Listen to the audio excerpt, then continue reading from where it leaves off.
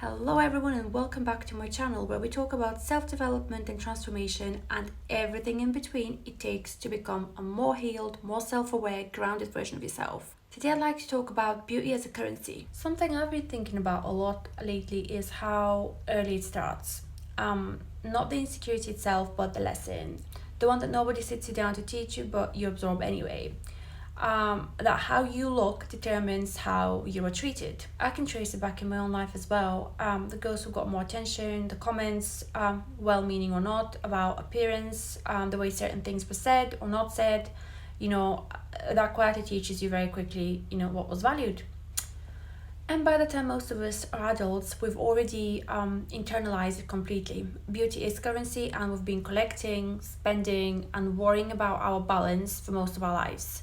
Let's be honest, most of us do that, whether it's on a subconscious level or completely realized. And it isn't a new idea. Beauty has functioned as social capital for centuries. Historically, a woman's appearance was directly tied to her options, who she could marry, what life she could access, and how seriously she'd be taken. The circumstances may have changed, but the wiring hasn't fully caught up yet.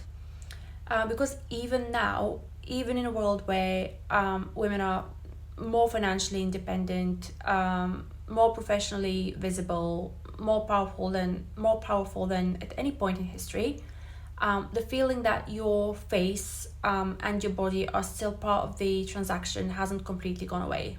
If anything, it's gotten louder. While the market is a bit saturated, you can still leverage looks, and that's real, that's reality. We may be far less financially dependent on appearance than previous generations, but the pull is still there. And that's because there's now a whole new ecosystem built around it. And that ecosystem is social media. Social media that rewards certain aesthetics with attention and visibility.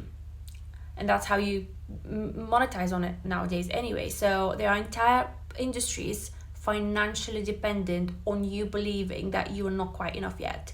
Trends that shift frequently enough to keep you spending, whether that's money, time, energy, attention, chasing a standard that was never really designed to be reached. Like you're constantly chasing something. And it works. It works not because we're naive, but because the messaging is relentless and it starts young and it taps into something very primal, and that's the fear of being left out. The fear of not being chosen, or the fear of being invisible. Whether we like to admit it to ourselves or not, it does play a role. So I personally grew up in Eastern Europe, and the standards around appearance where I'm from were and still are insane, in my opinion. There's an expectation that women maintain themselves, and that word maintain gets used completely casually, as in that's just what you do. The cost of your nails, the cost of your hair, your injectables, clothes, your facials, even surgery in some cases. All of it filed under maintenance, and my skin literally crawls when I hear it. What do you mean maintenance? Maintenance is what you do to a car, to a property, or like some sort of asset that you want to hold its value. Like, it's not your person. We're human beings before we're women. So I definitely do have an issue with that. But that is exactly the framing, whether anyone says it out loud or not. That's what they go for. You are something to be valued, kept up, kept competitive. And if you slip, if you let the asset depreciate, there are consequences. Social ones, rational ones that are rarely spoken about directly, but you would feel them clearly, very clearly in fact. And I absorbed that myself growing up, sadly, and a lot of us did, I think, in different cultures and in different ways. And the damage it does quietly over the years, how you relate to your own body, your own face, your own worth is quite significant. Because when you've been taught to see yourself as an asset to manage, even if it's like on a subconscious level, you stop asking who you actually are. You're too busy maintaining. And this is where I want to be honest about something. A lot of women justify aesthetic procedures and other appearance related decisions as purely personal. I want this for me, it's my body, my choice. And I'm not dismissing that. It is your body and it is in fact your choice. Fair enough, your body is your business. But why that choice in particular? I think it's really worth asking a much harder question. Whose idea of better is this? Why that choice in particular? Because we form preferences inside a culture that has been telling us since we were old enough to absorb it what better looks like. Someone else's version of better. And when the standard changes, because it always changes, the goals move with it. And somehow we find ourselves chasing the new version with the exact same urgency as the last one. It's not personal preference, it's conditioning. And now here's the part of this conversation that doesn't get talked about enough. Men aren't exempt from this system, not even close actually. For most men, this is programming too, and it's not necessarily conscious. They've been raised inside the same culture, absorbing the same signals about what's valuable, what's desirable, what elevates status. But here's how it shows up for them differently. So I think for a lot of men, a conventionally attractive woman, a conventionally attractive partner isn't just about attraction, it's about what that partner signals to other people. It becomes part of how they're perceived, how they measure up, their own form of, social currency even. And this leads to something worth naming. Men will sometimes overlook genuine incompatibility, red flags, and lack of shared values in pursuit of someone who reflects well on them externally. Because they're operating from the same unexamined conditioning everyone else is. And then the catfishing conversation is a good example of how bad this can get. A man feels deceived because someone looked different in person than in their photos. Fine, honesty matters.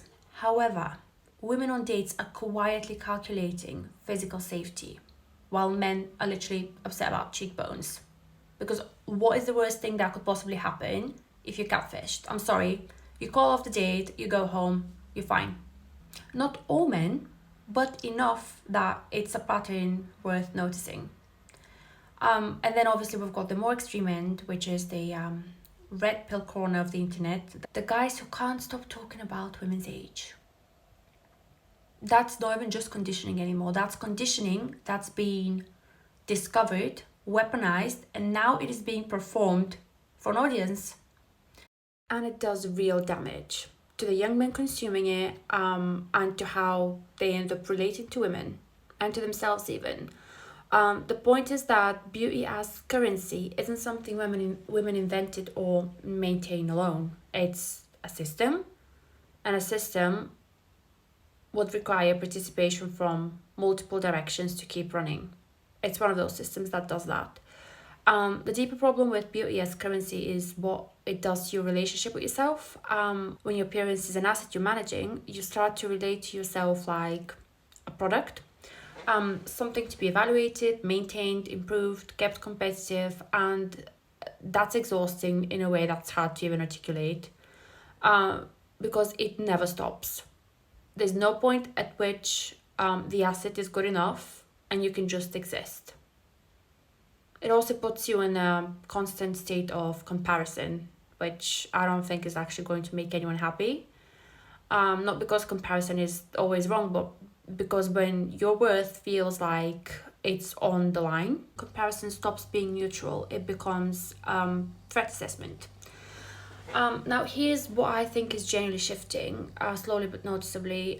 Beauty as currency is becoming less powerful because access to aesthetic enhancements has never been easier or more democratized rather. More people than ever can buy their way closer to the current standard, which means that the standard itself starts to lose its power as a differentiator. So when everyone can access the same look, the look stops being currency. It becomes the floor, the baseline. And the pressure to meet that baseline increases even as its value decreases. So what fills that gap? Who are you when the surface is leveled out? Like, what do you know? What have you built for yourself? How do you make people feel? What kind of person have you actually chosen to become. These things, the ones that can't be replicated by a clinic appointment or a filter, are becoming, in my opinion, more valuable than, not less. And I think that's actually an invitation worth taking seriously, because too many of us have spent so long managing the asset, the appearance in question, the currency, the surface, that we haven't invested nearly enough in what's underneath it, the other stuff. Getting to know who we actually are, what we want, what we value, how we want to live. Not to be perceived as living well, but to actually live well. And that's building something that compounds. Because here's the thing about confidence rooted in who you are: it's stable in a way that appearance based confidence simply cannot be. Looks are subject to time, to trends, to money, even to the opinion of whoever happens to be in the room that day.